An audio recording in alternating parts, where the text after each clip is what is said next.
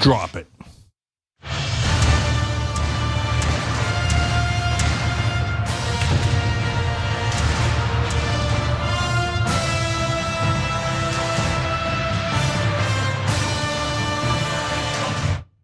All right, Power Panel, Cenk, Uygur, John Iadarola, host of Damage Report, Jessica Burbank on Rebel Headquarters, along with 1,000 other shows. Great to have you guys here. It's a heavy day because I think that attack against Nancy Pelosi's husband is a very, very, very dangerous sign, let alone the fact that it's a very dangerous attack. We're gonna talk about that obviously right in the beginning. Elon Musk has bought Twitter. We're gonna get to that. And then the second hour though is much lighter. It's filled with hilarious Republican lunatics. Not dangerous lunatics, hilarious lunatics. So that's what this show is split up into, dangerous and hilarious lunatics. And by the way, that's what the country's split up into, okay? That's why that's the news. That's exactly why it's the news. Now, having said that, we got 1,000 things to get through, so John, take it away. We do, there's no time to waste. Let's jump right into it. At approximately 2:27 this morning, San Francisco police officers were dispatched to the residence of Speaker Nancy Pelosi regarding an A priority well-being check. When the officers arrived on scene, they encountered an adult male and Mr. Pelosi's husband, Paul. Our officers observed Mr. Pelosi and the suspect both holding a hammer. The suspect pulled the hammer away from Mr. Pelosi and violently assaulted him with it. So yes, the husband of Speaker Nancy Pelosi, Paul Pelosi, was attacked inside of his home by a man who apparently broke in there. The police were able to make it there before the violence actually began, but at that point it had already become clear that there was potentially a motive beyond just violent crime or a desire to burglarize the place. We're gonna go to another clip where they're gonna make clear how, for Paul Pelosi, he knew almost immediately what this was about. I've just been told by a source who was briefed on the attack that the assailant who attacked Paul Pelosi was actually in search for the Speaker of the House, Nancy Pelosi. That before the assault occurred, in other words, before he attacked Pelosi, the intruder confronted the Speaker's husband in their home and was shouting, quote, "Where is Nancy? Where is Nancy?" So the entire thing is obviously horrifying. To be Paul Pelosi and know that this individual wants to attack or potentially kill your wife is almost unimaginable. To then be attacked by this individual wielding a hammer, even worse. Now, thankfully, he did eventually get taken to a hospital. He's been treated for bruising, severe swelling, and other injuries after being severely beaten about both the head and body. There had been reports earlier today about some sort of actual brain surgery. Perhaps that's encapsulated in the details we've already provided for you. The assailant has been identified, David DePape, a 42-year-old. And we've been told that they'll be booked at San Francisco County Jail on a number of charges, including attempted homicide, assault with a deadly weapon, elder abuse, verbal, and several other additional felonies. The man apparently broke into the house through the back door, something like that. Nancy Pelosi was not at the residence. Had she been, there would have been additional security. But that said, the man was successful in at least doing some harm to the Pelosi family. And more information about this individual has come out in the hours since then, and we will get to that. But first, let's respond to the fact that this attack happened at all. Yeah, so a couple of other small details in the big point. So it happened at 2:30 in the morning.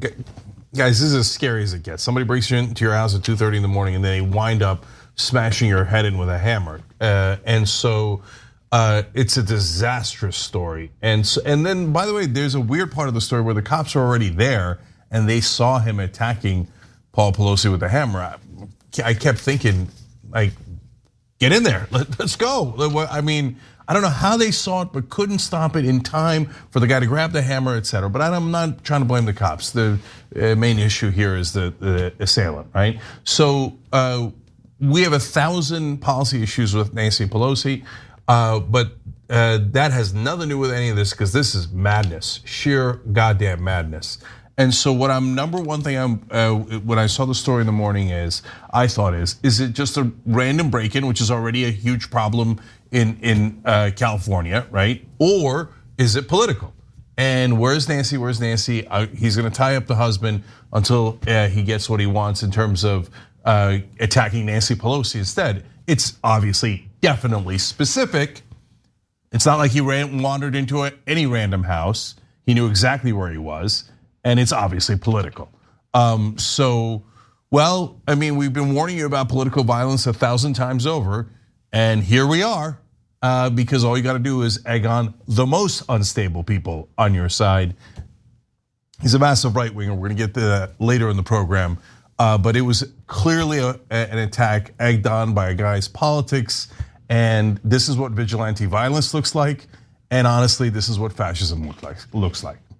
Yeah, here's the thing. Cenk already covered the point that it's bad to hurt people, but there's another element here, which this is not an effective approach to get something done, I don't think. So you should be mad at systems, not individual people, because what would happen if he were to actually get in there and do whatever he wanted to do to Nancy Pelosi? The system that's in place would suggest someone just like Nancy Pelosi would then take public office. And that's why when it comes to political change, it doesn't make sense to go and try and kill individuals who are people in power. Like if your problem is Nancy Pelosi and people like her getting into office, no matter what side you're on, this is not effective because the way the Democratic establishment is set up and the way politics are set up in our country and the lobbying in San Francisco, someone just like Nancy would end up getting into political office anyway. So that's 100% true, and we say on air all the time, and I'll say it in every story that it involves politics and violence. Our side never does violence. If you do, you're by definition not on our side. No progressive thinks, oh, let me go kill someone or hurt someone because I think that's a smart strategy. It's the opposite of what progressives think.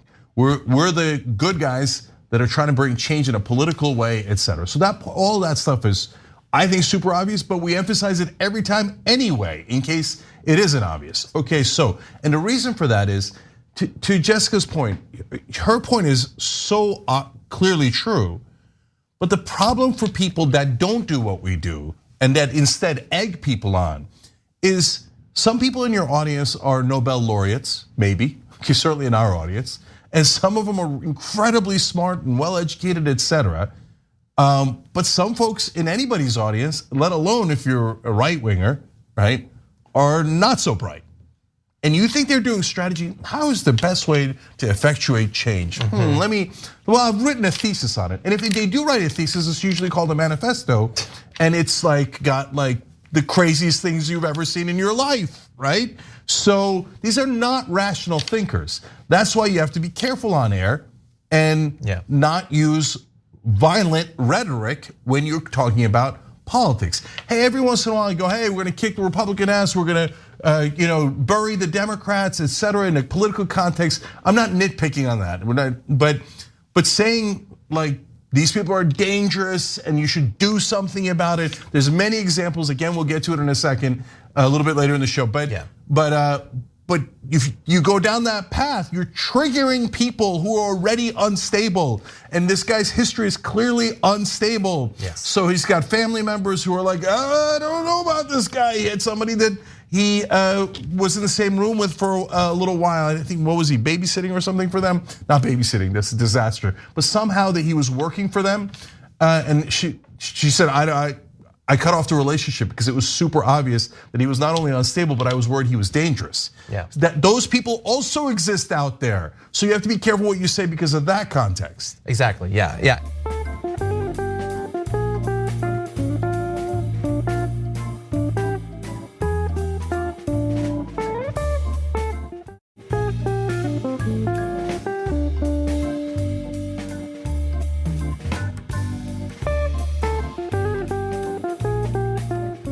What you said about, by definition, this person wouldn't be a progressive. I want to go one step beyond that because the other side will say the same thing when there is an act of violence. They'll say this person clearly wasn't a conservative then. The distinction is not just saying it, it's what you've been saying. So when Jesse Waters multiple times this year jokes about using arson as a solution to the unhoused, you don't then get to turn around and say that it was a joke and the person who tries to burn down a house to kill unhoused people clearly wasn't a conservative. When you're literally making jokes about hitting Nancy Pelosi with a gavel, I don't know, like maybe stop using the violent rhetoric if you eventually want to be able to hide behind this person being no true Scotsman, you know? And to that point, John, there's polling. One poll said 28% of Republicans believe that it might be time for violence. Yeah. So it's not subtle. It's not like around the edges. They're saying, and 28% is not, oh, that's 2.5 people. Oh my God, that's 200 people. 28% of Republicans is millions and millions of people. That is unbelievable. Yeah. That's a giant number. This guy happens to be anti-Semitic.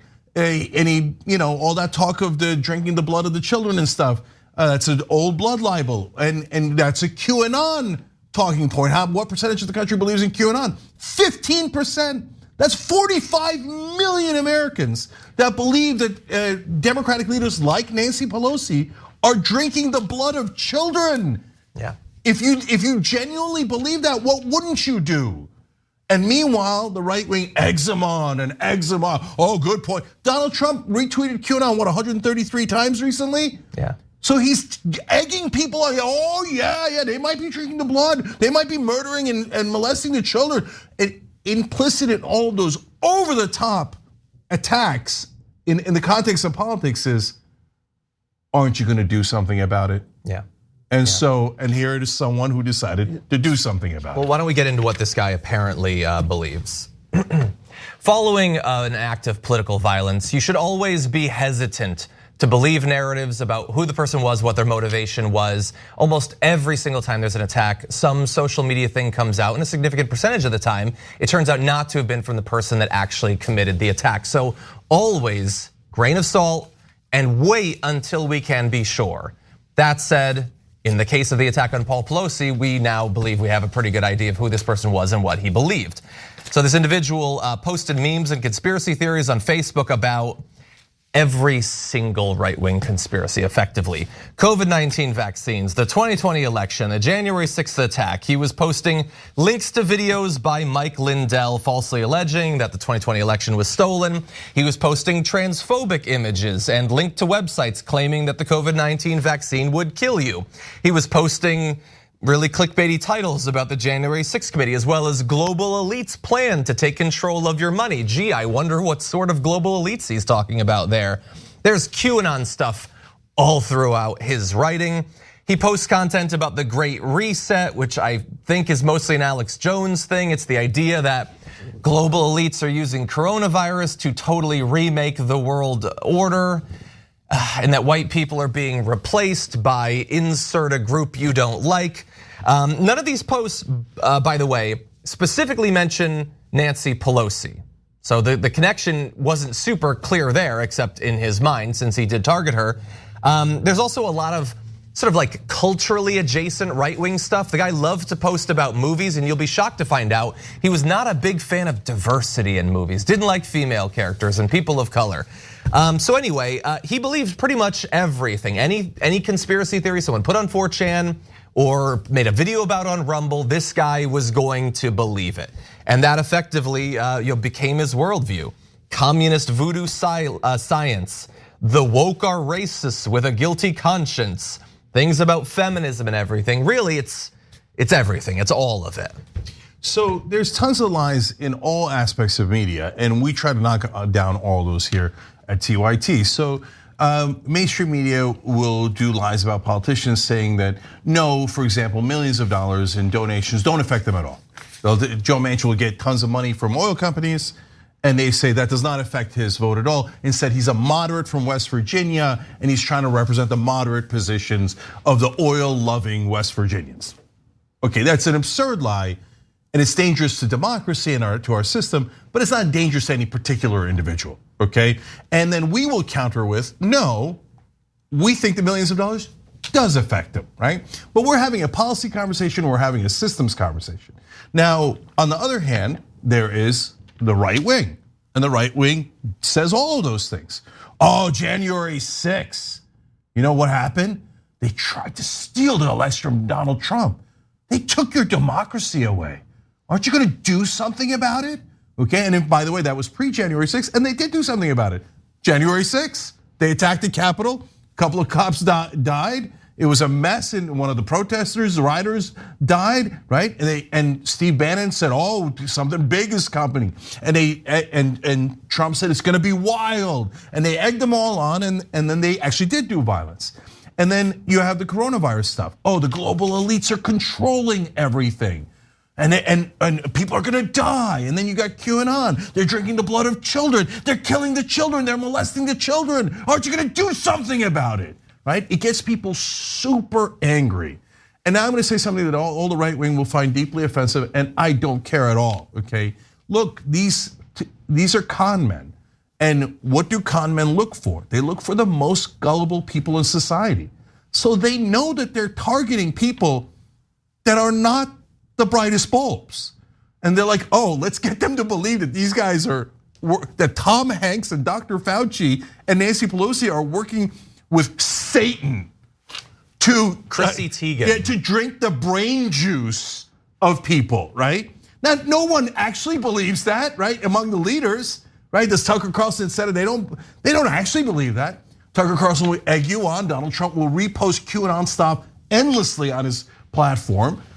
But Mike Flynn, etc. They all egged him on. Oh, you got to do something. You got to do something. I mentioned a little while earlier in the show, 28% of Republicans in a poll said it might be time for violence. I saw another poll where 41% said, hey, sometimes you might have to take things into your own hands. So when this guy took things into his own hands, he resorted to violence. He believed every lunatic right-wing conspiracy theory. Unfortunately, he also believed in the fake left. And for the right-wingers now, this is exactly why the fake left is so dangerous. We're gonna get to them in a second. But they're like, what? He believed in Tulsi Gabbard? Well, that means the left did it. Oh, that's why we've been calling them the fake left, because they're not left at all. They're the same exact people as the right wing. That's why this guy loved them. We'll come back to that in a second. Jessica. Yeah, what I see going on in mainstream media is like if I were to tap Cenk's, you remember you used to do this on the playground, like tap Cenk's left shoulder and he turns and thinks John has just tapped him, but it was really me. That's literally what mainstream media is doing by telling you who the bad guys are. They're pointing to QAnon, they're pointing to global elites, they're pointing to cancel culture and people actually fighting for LGBTQ rights and for people to be able to observe more freedoms in this country. And they're telling you to be mad at all of those things when the real people that are taking away our freedoms are those right-wing leaders and the corporations that are exploiting our labor every day. These people are angry because they're not doing well in this country. A lot of them happen to be also extremely racist and extremely misogynistic. That's a huge faction of this group. But some of them are just confused working class people that feel they're not doing well in this country, and that fear is weaponized by this misinformation. And I know I said earlier, be mad at systems and not people. These people have been tricked to be mad at the absolute wrong systems. And the people that are collecting a paycheck in mainstream media are dangerous. They're literally destroying our country for a paycheck, taking advantage of people who are the product of a public education system that has been defunded and a curriculum that's been manipulated to meet the needs of the people in power in the United States. And the consequence is stuff exactly like this. Yeah, and to that point, on the show, not only do we say all the time, hey guys, don't ever do anything physical, right? But on top of that, we layer in, look, if it's not Joe Manchin, he's just gonna get someone exactly like Joe Manchin. So the person, that's why we say it's not the person, it's the system. So if you think you got rid of Manchin and Sinema, that the Democrats would have passed everything, and unfortunately, yeah, that's mainstream media lies about that and says, oh, yeah, it was just them, right? Then the Democrats would have done everything they promised. That's a total lie. The Democrats wouldn't have done any of that. They would have found two people just like Manchin and Sinema. You get mad at the mainstream media that lies about things, and they've lied about me in specific. But really, what difference does it make if it was that reporter or a different reporter? The whole point of that system, mainstream media, is to get you to believe that corporate rule is great, right? And the point of right-wing media is to get you to be really angry and to tell you that a small group of people are running things, and if you just took care of them, then everything would be great, right? And that is even more dangerous. 100%. Okay, let's turn now to a slightly different angle on this.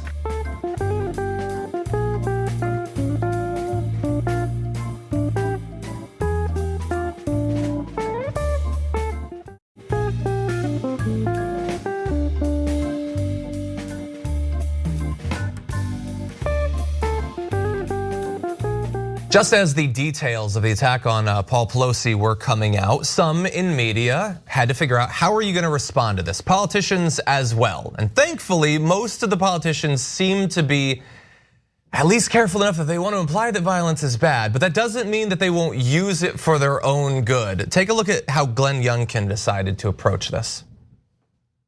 Listen, I want to stop for a minute and listen, Speaker Pelosi's husband, they had a break-in last night in their house and he was assaulted. There's no room for violence anywhere, but we're going to send her back to be with him in California. That's what we're going to go do.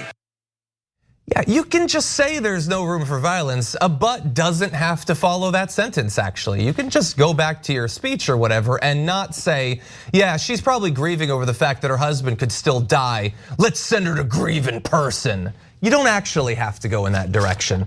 You don't have to do what Fox has been doing all day. Before we knew too much about the guy who had done it, they responded to the news saying, this just shows that crime hits everybody. And this can happen anywhere. Crime is random, and that's why it's such a significant part of this election story.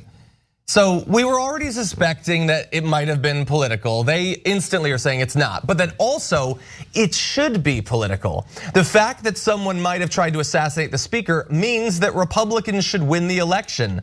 To Fox, they brought on Caitlyn Jenner to talk about how you should not view this as a partisan issue, and then went on a rant about why the Democrats should lose and how they've caused the crime and how this is actually their responsibility. Caitlyn Jenner specifically blamed Nancy Pelosi for not having enough security. And if that sounds like the way that they've responded to January 6th and blaming Nancy Pelosi for the fact that she almost got killed there, yes, it's a pattern. They're repeatedly blaming her for the fact that she's nearly been assassinated twice. On the 5, they blamed Joe Biden, saying that he promised to bring down the tenor of political discourse. That hasn't happened. People are more divided. So Biden is responsible for the fact that one of his political allies was almost killed. Ronna McDaniel decided to frame it this way: are you ready to fire Nancy Pelosi? Thank you for pausing in the campaigning for 5 minutes, or maybe just not mentioning it at all. You don't actually have to comment on everything if you have nothing nice to say. It's sort of a rule that's been around for quite a while. Yeah, so we've got a story up on tyt.com about how Fox News has made a shift in the last 2 months.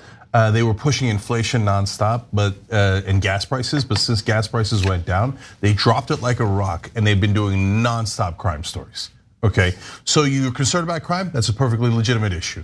Are they just concerned about crime, or are they trying to get Republicans elected by focusing only on crime? The answer is obvious, but you can read the story on tyt.com. So then when they see this attack, they think a couple of things. Oh, good, we'll fit it into our random crime narrative. Is it random? The guy was yelling, "Where's Nancy? Where's Nancy?" And he smashed Nancy Pelosi's husband's head in with a hammer. No, it was not at all random. It has nothing to do with the crime story that Fox News was talking about, right?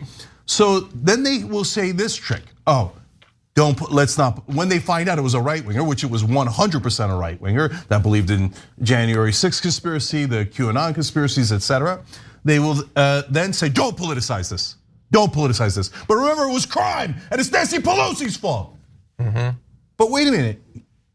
They're amazing at this. Nancy Pelosi's husband gets attacked, and they attack, forget not talking about her, they attack her and blame her for her husband getting attacked. It's just madness. Do you know that there was a poll down of Republicans? What percentage of them thought that Joe Biden was responsible for January 6th? The riot was because Joe Biden had won the presidency. So it was a riot against Joe Biden. 52% of Republicans thought it was Joe Biden's fault. Why? Because they turn on Fox News and they say, oh, the riot, it's definitely Joe Biden. Nancy Pelosi's husband getting attacked, it's definitely Nancy Pelosi. These are the lunatics that are on right wing.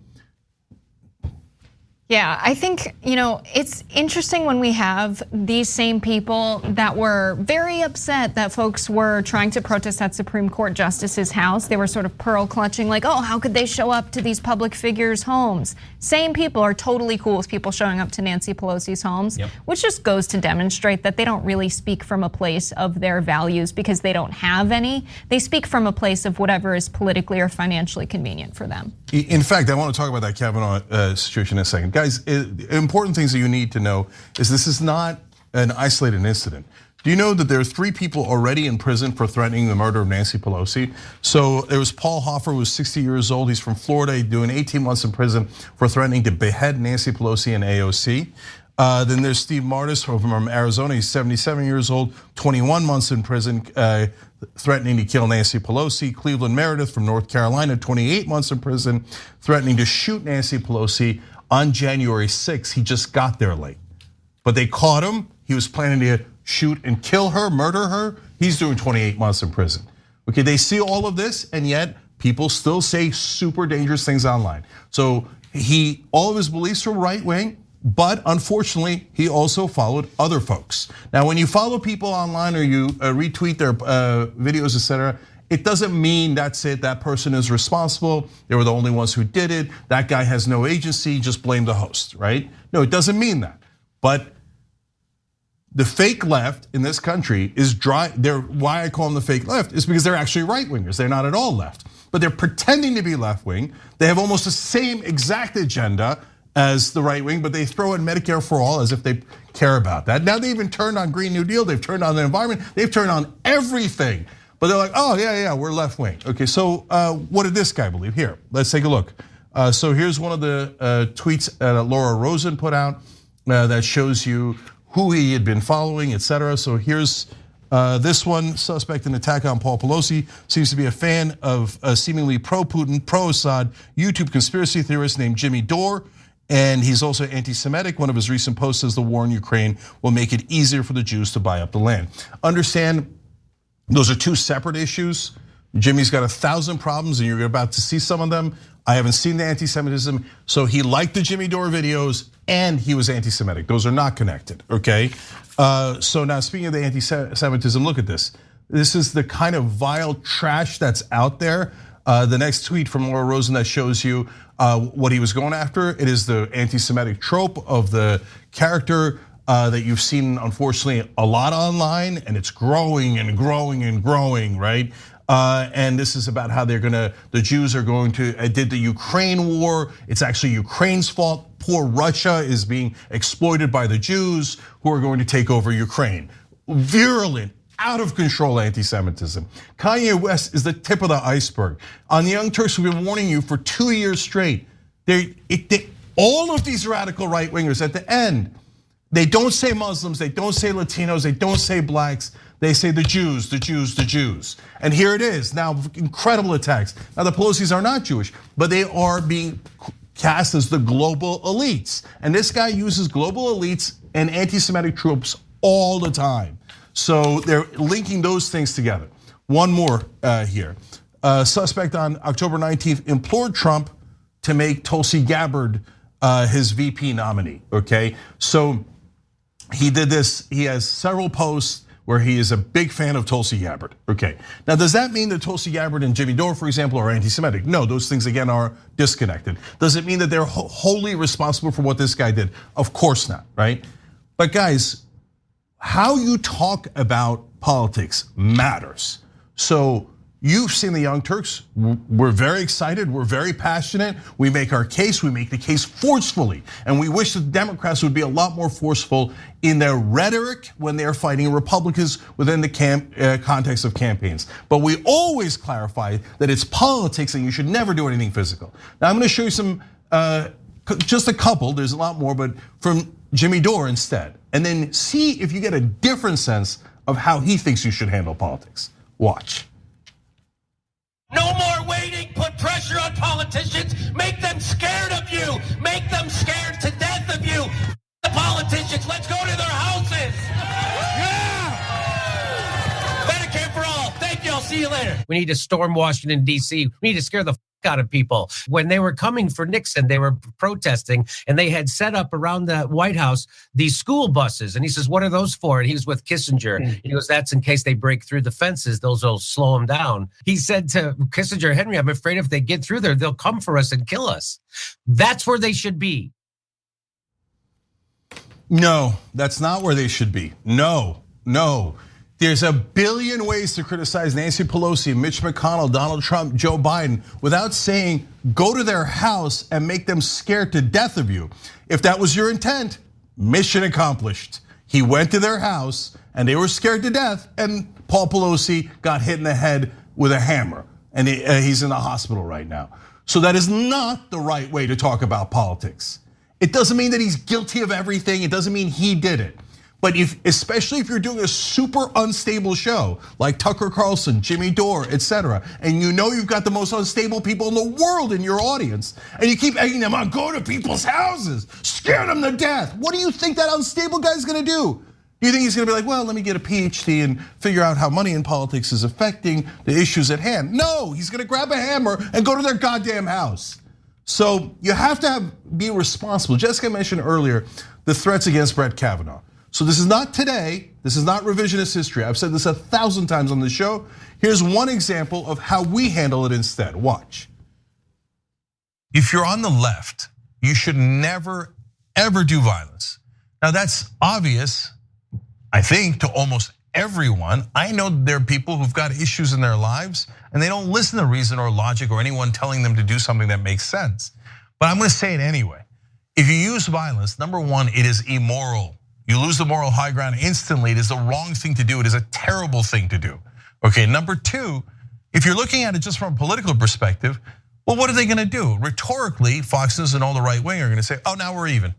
Yeah, people who were inspired by us did, dozens of mass shootings, hundreds are dead, but that one lunatic went and tried to kill Kavanaugh. So, hey, it's all even. Yeah, so I'll say it again. No matter how upset you are, whether it's about Nancy Pelosi or Mitch McConnell or Donald Trump or Jimmy Dore, it doesn't matter. Never ever do anything physical, never ever do anything violent. That is a surrender. That is saying, I'm an idiot. I don't know how to fight with ideas. And since I'm a moron caveman, I'll go grab a hammer or a gun. If you do that, you're obviously not on the left, you're not progressive, you're a sicko. And by the way, all you do is damage us. So Jimmy Dore now is a full right winger. He believes the same conspiracy theories about, COVID vaccines, and this guy believed it, and all the other garbage that he peddles, including, the poor Russians, it's not poor Vladimir Putin, it's Ukraine's fault and Zelensky's fault, etc. Right? So he's pushing all this stuff, but we do not do any of that. You don't ever go to violence. All it does is make you look like a lunatic and your side look like a lunatic. The part of those clips that we showed that I hated was at the end when Jimmy says Medicare for all. Now you're telling people to go to people's house and scare them to death at a minimum, and then you think you're for saving people's lives? No, all you're doing is smearing the one goddamn thing that you pretend to be on the left about. You're right wing on everything. Stop talking about Medicare for all. You don't mean it, you goddamn fraud, you huckster. Okay, I know the money, Jimmy. You're so concerned about the money. And by the way, everything I'm saying about Jimmy goes 10 times more, 100 times more for Tucker Carlson and all the right-wing hosts that are Steve Bannon and all these guys constantly egging on violence. You see how you can get upset like this and say, don't attack Steve Bannon? That would be nuts, okay? We fight on politics, we fight on ideas, and get Medicare for all out of your mouth, because all you're doing is causing damage. Now people are going, oh no, he was a leftist. He likes Jimmy Dore and Tulsi Gabbard, they're on the left. That's what the right wing is saying online now. It's total garbage. That's why the fake left is so toxic. All right, we gotta go. Sorry guys, we'll be right back.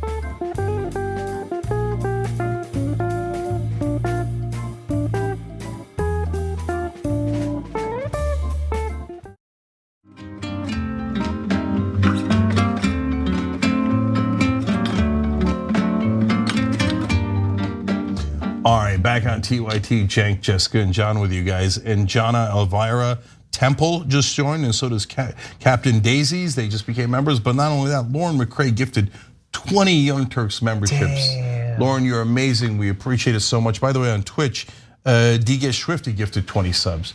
I love how you guys look out for each other. So if you're not a member yet, you hit the join button below on YouTube. Today's a good day for it because today we're doing food for thought trivia. So 100 members will get $100 in free food in the bonus episode today. So sign up right now, tyt.com/join. That way you'll have a shot at the $100 too. Yes. All right, John.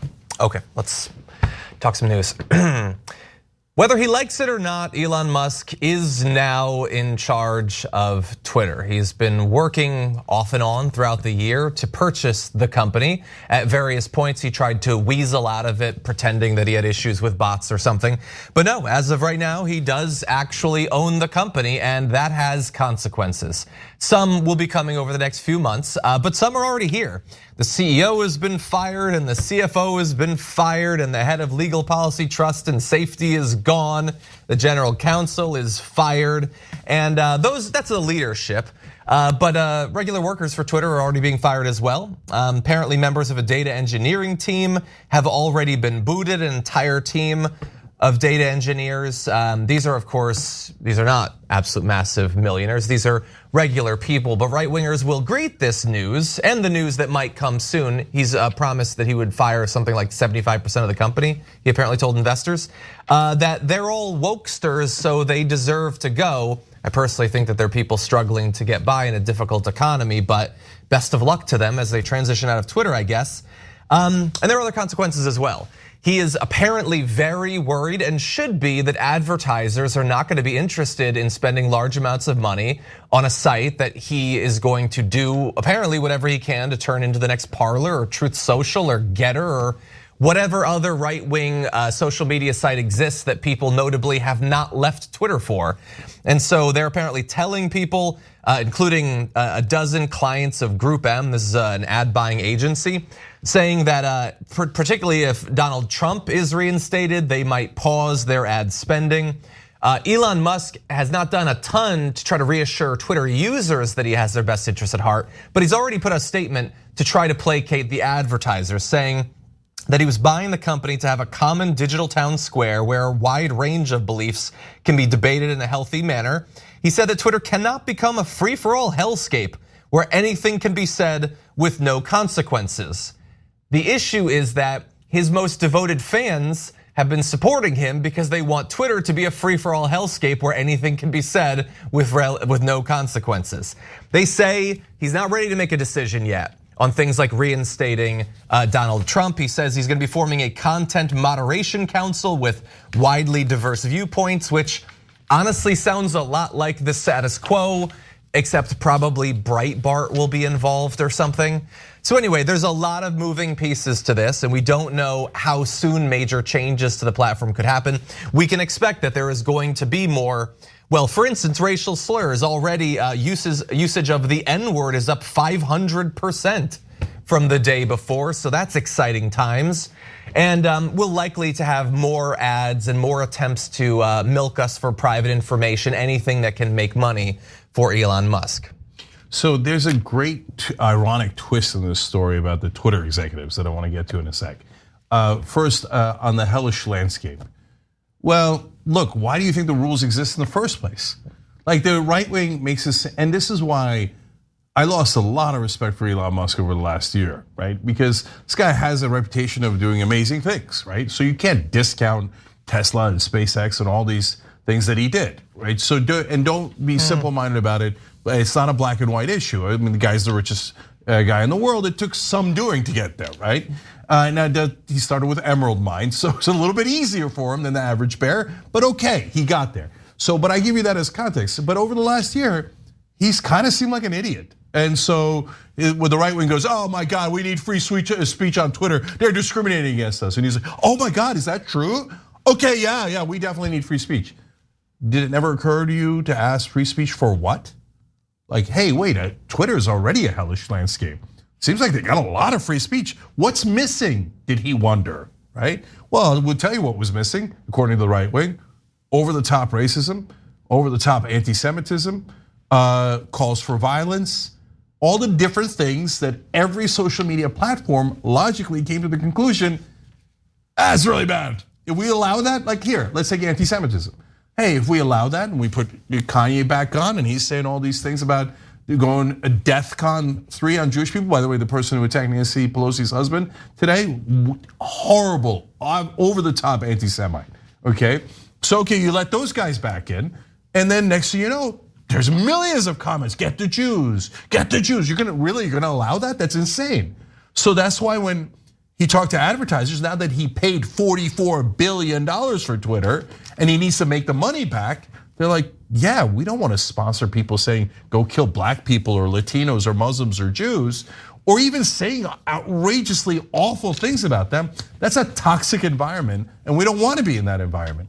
And all of a sudden he's like, oh yeah. Yeah, I mean, I can't say it, but no crap, Sherlock, right? Like, yeah, you didn't know that? You didn't think about that? You thought they just made up arbitrary rules to be oppress the right wing? You believe that talking point? Like the world's dumbest schmucks believe that talking point.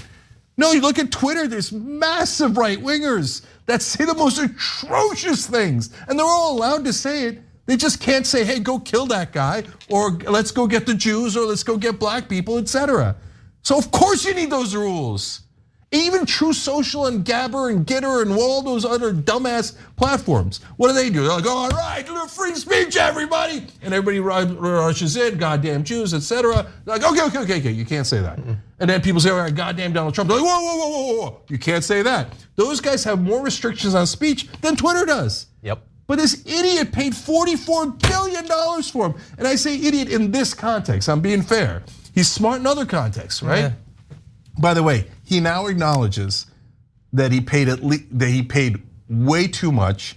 Everybody that's reporting on it, and I can guarantee you, being in this industry, I know, he paid at least $20 billion too much. And so this is an epic disaster for him. The only reason he agreed to go through with the sale is because they sued him, which is gonna bring me back to those executives that sued him in a second. But Jessica. Yes, the bird is freed. I have a question for everybody. If there is a bird and a billionaire decides to buy that bird, is that bird now free, or is that bird just owned by a billionaire? It's a very simple question. That's a great point. Listen, he bought Twitter by leveraging loans against the stocks that he has in Tesla. How did he get Tesla's stock value to go up? He tweeted about it. He tweeted lies that it was going to go private at a certain point, inspiring a bunch of people to buy Tesla. He's lied about Tesla's business plans and their ability to achieve them within certain timelines. He got Tesla to have stock of such high value and him to have such proximity to capital by lying on mostly Twitter. Now he's facing a $258 billion lawsuit for also lying on Twitter about how great Dogecoin is as a cryptocurrency to get a bunch of people to buy it and to inflate the price then of Dogecoin. He has used Twitter to make himself a ton of money and has used that proximity to capital to amass a ton of power now over the public forum, and will no doubt be using that power to influence elections and the dominant narrative in our country. And by the way, if he gets subpoenaed in this lawsuit, he's gonna be subpoenaed. Twitter will be what's subpoenaed. It will be Elon getting subpoenaed for a lawsuit against Elon's actions on Twitter. That's a terrible situation. Yeah, and you could tell that he knew he was gonna lose. When you say, hey, I'm gonna lose billions on this purchase while you're making the purchase, and you got out of the lawsuit and bought it anyway, that meant you were gonna lose the lawsuit. Okay, there was no question he was going to lose the lawsuit when Twitter said, no, you said you were going to buy it. We have a signed contract. You must buy it, right? And so the other lawsuits, a world of pain for him as well. But look, guys, I want to come back to the executives. So he fired all of them: the CEO, the CFO, the top legal counsel, etc. They're all gone. He walked in with a Cenk, and he said, "Let this sink in." He's a child. And so look, I like bad jokes. I think he's really funny. You don't think that he's really funny and clever? Look, no, I live in a dad house, a glass house of dad jokes. Okay, so I don't care. Go into Cenk, have some fun, right? And you fired him, and people are like, oh no, he fired the executives. What did you think he was going to do? Of course he's going to fire the executives. Those executives sued him. Right, they're the ones who made him pay $20 billion too much. By the way, credit to this now the former CEO of Twitter, because he goaded Musk to do all of this. Originally, it was him making a comment about Elon Musk, that prompted Musk to go, "Oh yeah, maybe I'll buy Twitter." And Twitter's a hot mess. And that CEO and all the other executives, they had no way of getting out of it anyway, right? And they're like, "You'll buy Twitter? Oh yeah, I bet you won't. And he's like, oh yeah, I'll offer you $44 billion. And they're like, oh my God, he offered 40. Yes, right? So now when they get fired, they have clauses in their contract that give them golden parachutes that say, hey, upon a change of control, you must get paid out, right? You know how much the CEO got today? Almost $40 million. And get a load of this. He cashes out at the value that Musk paid, but Musk pretty much paid twice what he should have, which he now, as I've said, concedes to. So if that guy had gotten normally fired, he would have gotten $20 million. Okay, but instead, because Elon's an idiot, he's gonna get paid $40 million. He's like, I go to the dumbass, and then he buys us at twice the value, then he fires me. It's perfect, it's manna from heaven. Right now, he's got to be at his house high-fiving like crazy. He never has to work again. And he's got to be thinking, man, maybe I should go, Warren Buffett or something. This is working out great for me. No, they're not nearly as unsavvy as Elon Musk. Yeah. We really need to take a break. All right, we'll be right back.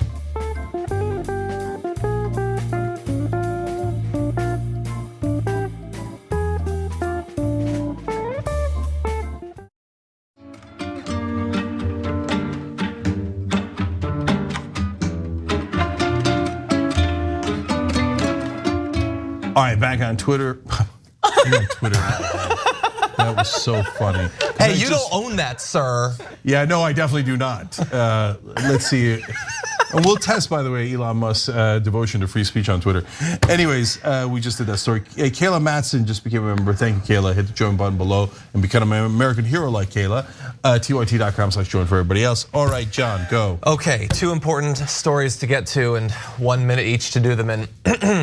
Last September, Texas's permitless carry law went into effect, and it's gone pretty much as you might expect. Notably, not as they said it would. They claimed that allowing everyone to carry guns without proper documentation would result in us all being safer. And if that makes sense to you, then I'm gonna need you to pay attention, because we're gonna reveal what actually has happened after that. In one high-profile case earlier this year, a guy named Tony Earls pulled out his handgun and opened fire, hoping to strike a man who had just robbed him and his wife at an ATM in Houston. Instead, he struck Arlene Alvarez, a 9-year-old girl seated in a passing pickup, killing her. It's almost the exact case of when this sort of thing is supposed to make you safer. It's a dangerous world, why not have a gun? You can defend yourself and maybe kill a random 9-year-old nearby. A grand jury, by the way, declined to indict the man, agreeing with his lawyer that, quote, everything about that situation we believe and contend was justified under Texas law. Justified has never been stretched as much as it was in that sentence. Yes, it's justified under Texas law, but under no other law, system of ethics, common sense, or anything like that. This, by the way, has become very common. In the border town of Eagle Pass, drunken arguments have flared into shootings. In El Paso, revelers who legally bring their guns to parties have opened fire to stop fights. In and around Houston, prosecutors have received a growing stream of cases involving guns brandished or fired over important, crucial things like parking spots, bad driving, loud music, and love triangles. And so this is exactly what we should have expected. When you have a gun with you, situations that normally would just resolve, or maybe worst case scenario, end with somebody being punched in the face, suddenly become situations where your life can be on the line, the life of the person you're fighting with can be on the line, anyone nearbys life can be on the line. And the status quo in Texas, by the way, was already that at least 4,000 people were being killed by firearms every single year. And now it's way easier to get guns and carry guns around with you wherever you want. So the shootout at the OK Corral was such a big event in the Wild Wild West because they had gotten guns into the middle of town and shot at each other. And I believe 2 people died. And we still know the shootout at the OK Corral. Those guys were amateurs.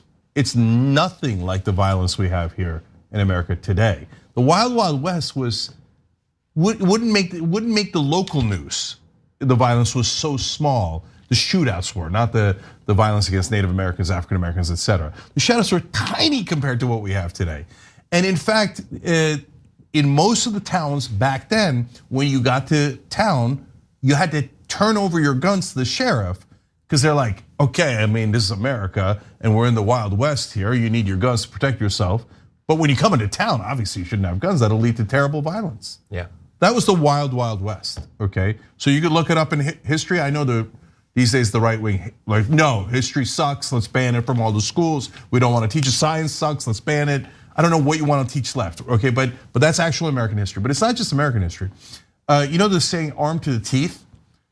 Yeah, I always wondered about that. Armed to the teeth, what do your teeth have to do with it? No, it turns out the teeth is a location in Scotland. Scotland also had lots of violence, and they also made a law that you are not allowed to be armed within cities. Because they're like, okay, you're on the road, you gotta protect yourself, we get it. But inside a city, you'd have to be crazy to allow weapons, because people are gonna drink, people are gonna get into fights, and then everybody's gonna die, right? So you're allowed to be armed to the teeth, but not beyond the teeth, okay? Nowadays, no such thing exists. We just all grab our guns and shoot each other and people that are standing by ad nauseum, and then let alone the massacres ad nauseum. And all of our politicians go, what? I don't see it. What's the big deal? Tens of thousands of Americans being murdered every year because of these guns. And we have way more guns than everyone else, and we have way more gun homicides than everyone else. This doesn't happen in any other developed country. Who cares? Did the check clear? This is all because of money in politics. They get paid by the NRA, they get paid by gun manufacturers. They literally profit off of our deaths. You know, I believe in a higher power and I wear it on my hip. Hell yeah, brother, God bless America. Seriously, listen though. Like, there are these people who have guns because they're obsessed with gun culture and it's very toxic, and they're members of the right wing. And they believe having guns makes them cool. Like, all they're doing with the guns is protecting their privilege in society. They're really scared at the idea that things could possibly change in our country, and these people are getting increasingly more aggressive. They're emboldened by the right-wing media that's pushing these narratives, which we've talked about a lot on the show today. But in response to that, there are people who are afraid of all of these people who are carrying their guns around, who clearly are very unstable, who are buying into these narratives that there are secret people in power controlling our country. They believe that the cancel culture war is taking away all of their freedoms because some people are gay and some people are transgender, and traditional values are being degraded and their country's being stolen by people coming over the southern border. All of these things have led to them to be incredibly unstable and on the brink of violence. And they want to carry guns around because they want to protect their idea of America. And that means other people in their community are expendable. We've seen so many times people so quick to take out a weapon because someone pisses them off just a little bit. Like, people don't have good reasons to be pulling out guns, and now you have people wanting to get guns in response to that to protect themselves, and we're almost at a point where the proliferation of arms in America is so out of control, and it's very scary.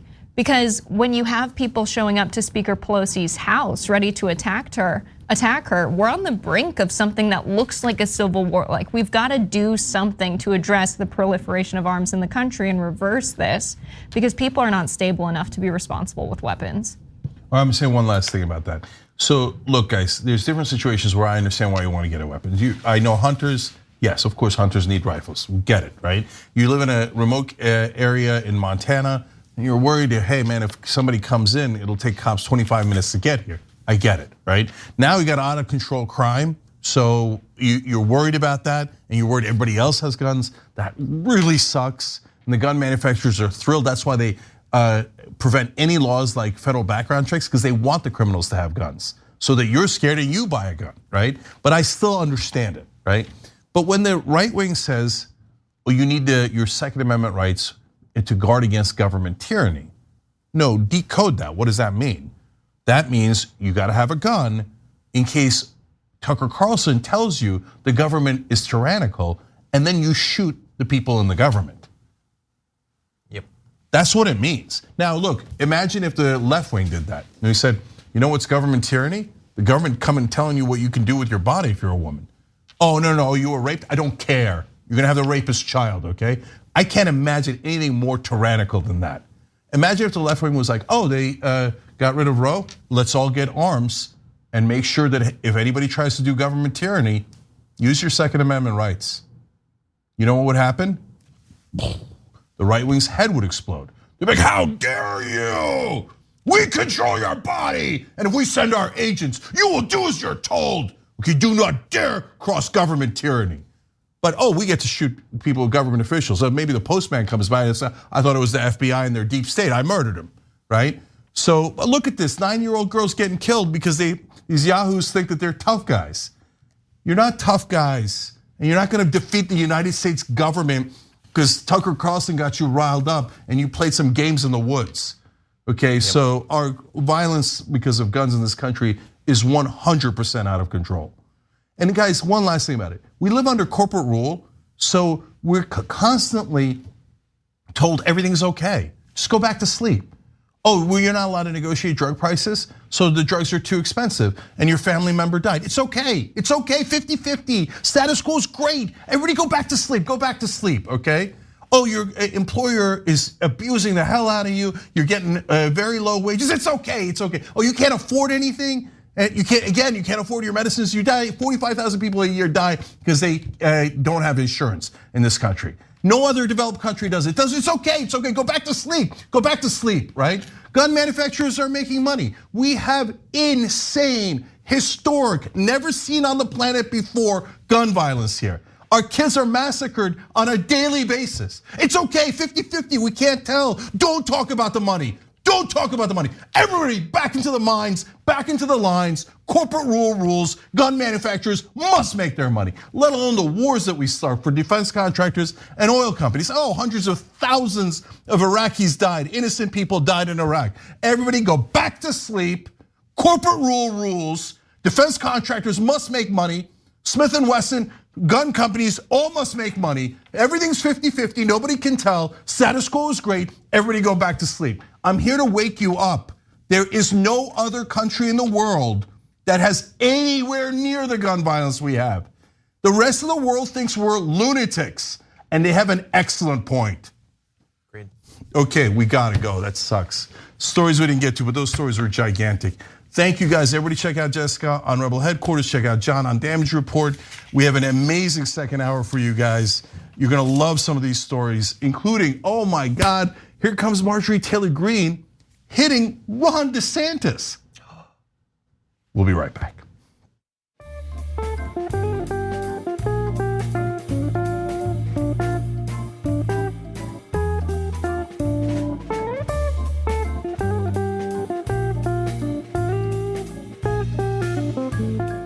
Thanks for listening to the full episode of The Young Turks. Support our work, listen ad-free, access members-only bonus content, and more by subscribing to Apple Podcasts at apple.co/TYT. I'm your host, Cenk Uygur, and I'll see you soon.